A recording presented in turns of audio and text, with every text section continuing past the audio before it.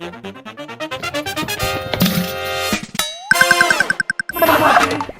તો લાગે છે કોઈ નથી આવ્યું. હું એકલી જ છું. પાણી આવે એટલે ભરી લેવું છે તરત.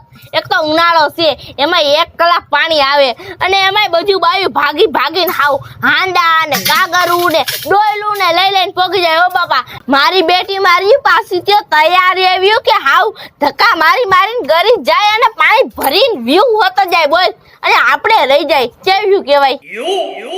આપણે તો ખાલી મોઢા જોતા રહી જાય એમ. ઈ તો હવે હું પેલા આવી ગઈ છે ને, કોઈને ભરવા ન દેવું ને પેલા ભરીને વ્યૂ જાવ છે.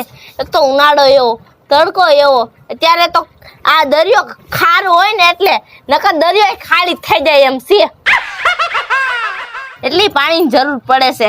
હવે જલ્દી નળ આવી જાય એટલે પેલા ભરીને મારે વ્યૂ જાવ છે. કોઈને ભરવા ન દેવું ને પાણી આવે એટલી વાર છે.